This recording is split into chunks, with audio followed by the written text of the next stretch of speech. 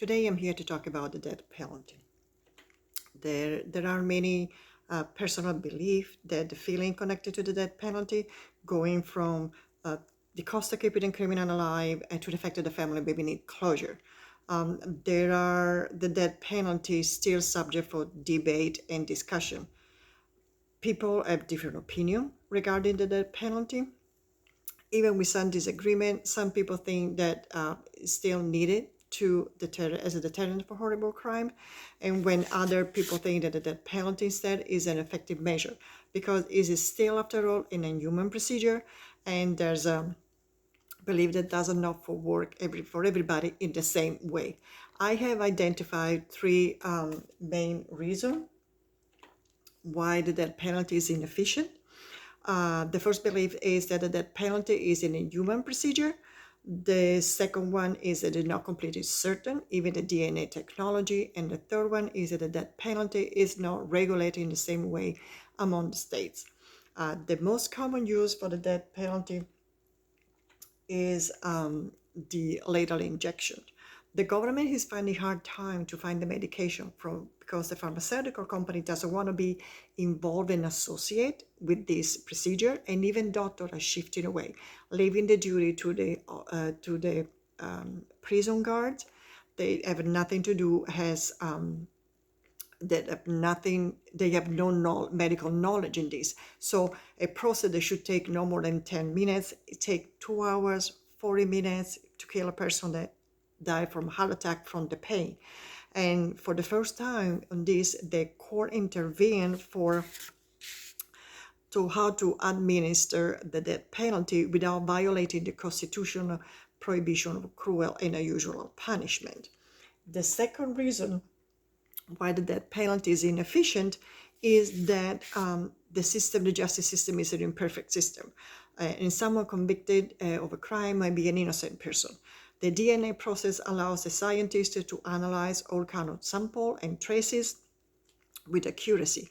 And since the DNA innocent inmates have been cleared and released, in the beginning, before the DNA, the judgment was left to witness testimony. Mr. Bridgman was released after 39 years in prison because at the time of the trial, the key was a 12-year. The key testimony was a 12-year-old boy that later admitted he lied. So, speaking on a discussion panel, the death penalty, can it be administered fairly? Mr. Berger stated that he cannot. It cannot be administered fairly because there are so many aspects in every death penalty that have nothing to do with the crime, but rather geography, money, political affiliation, expectation from the families, and the quality of the defense. The third reason the difference it doesn't work is inefficient because it's inconsistent. There are differences state to state, and not every state approved the death penalty. The death penalty is barely applied evenly across the country, and based on the place where they live, two people can obtain a different treatment. The percentage across the country about execution has determined the proof that geographical differences can impact the execution in the United States. Last decade had seen significant changes in the United States, and several states have abolished the capital punishment, and in others, the possibility to abolish it between 12 and 18 months is very real.